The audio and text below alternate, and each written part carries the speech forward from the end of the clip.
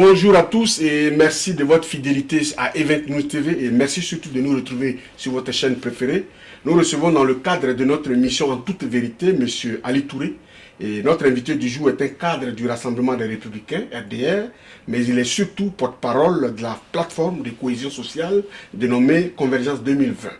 C'est justement dans le cadre des activités de cette plateforme que nous le recevons sur notre plateau. Bonjour M. Touré et merci d'être venu sur notre plateau. Merci. À l'occasion de la sortie officielle de votre mouvement Convergence 2020, vous organisez une conférence internationale sur la gouvernance Ouattara. Pourquoi avoir choisi à 3 mois de la présidentielle un tel sujet pour votre première sortie officielle? Je voudrais vous remercier. Si vous vous rappelez bien, j'avais, avec des amis, organisé une conférence de presse ici à Paris, où j'avais invité les frères de toute horizon pour qu'on puisse se parler. Et nous avions, ce jour-là, établi un chronogramme d'activité. Malheureusement, le programme n'a pas pu avoir lieu. Donc, maintenant, nous sommes fin prêts, parce que c'est une machine quand même un peu lourde. Et nous avons décidé, le 25 de ce mois, d'organiser une conférence sur la gouvernance Ouattara. C'est vrai que nous ne sommes pas loin de la présidentielle, mais la Convergence 2020 n'est ni un mouvement de soutien, ni un parti politique. C'est un club de réflexion, un think tank, comme on l'appelle chez les Anglais, qui consiste à initier et encourager le rassemblement de tous les Ivoiriens, toutes tendances confondues, pour qu'on discute des problèmes de la Côte d'Ivoire. Et il s'agit bien de la gouvernance Ouattara en Côte d'Ivoire. La conférence internationale sur la gouvernance Ouattara, justement, que vous organisez, aura lieu le 25 juillet prochain dans un grand hôtel parisien. La capitale française a-t-elle une symbolique particulière pour vous? Surtout que ce qui va se dire ce jour-là a vraiment sa racine en Côte d'Ivoire. La gouvernance Ouattara, c'est en Côte d'Ivoire. Pourquoi avoir choisi la capitale française? J'ai choisi la capitale française pour plusieurs raisons. La première raison, c'est que la France est le pays qui accueille le plus grand nombre d'Ivoiriens en termes de diaspora. La deuxième raison, c'est que Paris est une place stratégique et pour la Côte d'Ivoire et pour l'Europe. Souvenez-vous du tandem franco-allemand qui permet de guider toutes les actions européennes. Et la troisième raison, c'est que toutes les décisions importantes au niveau de l'Afrique se prennent ici en France. Donc il était important pour nous de communiquer. En fait, nous voulons communiquer sur le bilan Ouattara. Il y a beaucoup de nos compatriotes qui malheureusement n'ont pas assez d'informations. Nous avions pensé que c'était le moment opportun d'informer pour que chacun se fasse une idée sur la gouvernance Ouattara et qu'on puisse en discuter pour l'avancement du pays. Alors, les Ivoiriens de la diaspora, qui seront certainement nombreux à cette conférence, se demandent concrètement qui est invité. Ils se demandent si c'est uniquement que les militants d'un parti politique, le RDR, qui sont invités, ou alors si c'est tous les Ivoiriens, tous ceux qui s'intéressent à la Côte d'Ivoire qui peuvent venir à cette conférence internationale. D'abord pour les invités. Pour les invités, il y a des Ivoiriens et il y a des non-Ivoiriens. Il y a des Camerounais, il y a des Sénégalais, il y a des Ivoiriens. J'ai tenu à ce que ce soit des experts qui viennent parler de la gouvernance Ouattara. Des gens sans parti. Nous ne parlons pas de ceux qui vont faire les communications, mais les Ivoiriens, ceux qui veulent venir assister à cette conférence. Est-ce que tout le monde est invité? Tout le monde est invité. Hein. Tous ceux qui sont des Ivoiriens et qui aiment la Côte d'Ivoire sont invités à participer, à venir échanger avec nous sur l'état des lieux en Côte d'Ivoire. Tout le monde est invité. Alors justement, voilà, on a vu sur votre shortlist de la conférence les noms des personnalités de premier plan comme Dr Tidiane Gadio, qui est le président de l'Institut panafricain de stratégie. Voilà, je l'ai bien dit. Dr Samuel Ngebok, chercheur associé à l'IRIS et spécialiste des questions de sécurité en Afrique. On a aussi le ministre Niamey Ngouran, inspecteur général de l'État. Quels sont les sujets qui seront abordés par toutes ces personnalités autour de la gouvernance justement du président Ouattara? En fait, on a un grand thème. Le grand thème, c'est la gouvernance Ouattara à l'épreuve des exigences démocratiques et des enjeux en Côte d'Ivoire. Après ce grand thème, il y a des sessions. Il y aura 6 sessions. Il y aura des sessions sur l'état de droit, sur les relations internationales, sur la sécurité, sur la notion de l'émergence en 2020, sur la planification, le programme national de développement et la lutte contre la pauvreté. Il y aura 6 sessions qui seront animées par 6 experts et qui permettront d'avoir une vue d'ensemble sur la méthode et la gouvernance Ouattara. Ensuite, on va parler maintenant de la gouvernance Ouattara parce que c'est un sujet qui sera sur la table.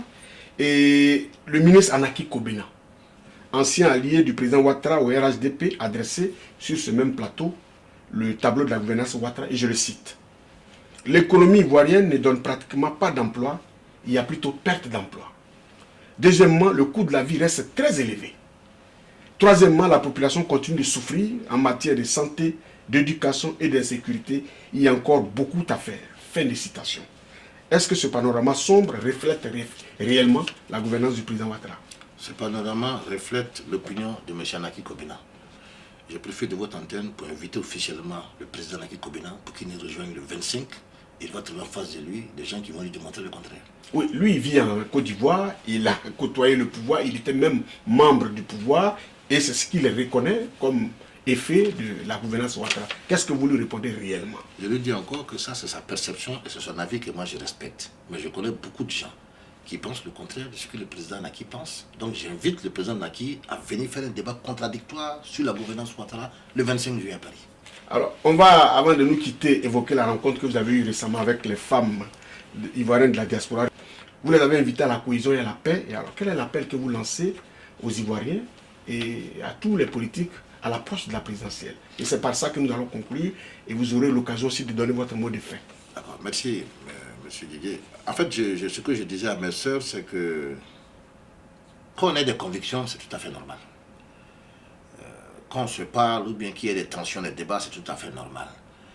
Mais on ne peut pas continuer à se mettre dans des logiques d'affrontement, de haine et de palabres. Je leur ai dit qu'il faut que ça arrange à ce que la politique ne rentre pas dans leur association. C'est une association qui est composée, une fédération qui est composée à peu près de 30 associations. C'est une association qu'il faut féliciter, qu'il faut encourager, qu'il faut soutenir. Et je leur ai demandé d'être vigilante à ce que la politique ne rentre pas dans la fédération. Maintenant, qu'est-ce que je pense? Moi, je pense que c'est une bonne idée. Et elles ont des projets. Je les ai rencontrées à leur demande. Je leur ai dit que je suis prêt à les rencontrer à tout moment pour discuter des projets. Et je pense que c'est une association, une fédération qui a de l'avenir. Et quel est l'appel que vous lancez à tous les Ivoiriens pour la paix et la cohésion surtout? Il faut d'abord dépassionner le débat. Puisque vous êtes le président de Convergence 2020. Voilà, il faut dépassionner le débat. Il faut dépassionner le débat et on ne peut pas faire de la politique partout. Donc je demande aux Ivoiriens de garder leur calme. Le président de la République a indiqué sa ferme volonté d'avoir des élections transparentes, ouvertes, inclusives et apaisées. Je lui fais confiance. Je fais confiance à la Commission électorale indépendante. J'ai bon espoir que nous aurons des élections apaisées. Nous espérons que cette année, il y aura au moins un État normal avec des élections apaisées. Mais on ne peut pas continuer à faire des élections calamiteuses, violentes. Moi, je suis contre la logique des affrontements. Merci M. Ali Touré, merci d'être passé sur notre plateau. Téléspectateurs d'Event TV, nous recevons Ali Touré qui est le président de Convergence 2020. Il organise le 25 juillet prochain une conférence internationale sur la gouvernance du président Ouattara. Il invite tous les Ivoiriens à s'y rendre pour savoir ce qu'il a à dire sur cette gouvernance. Merci d'être passé et téléspectateurs, on se retrouve pour un prochain numéro. À bientôt.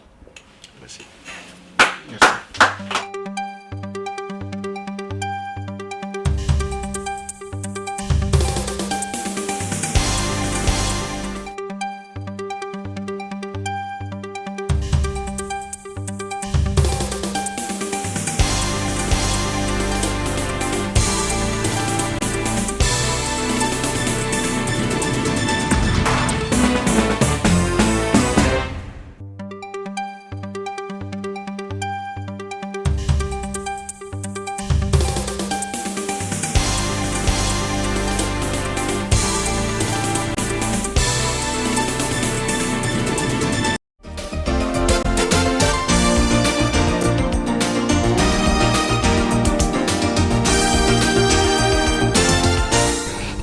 News TV.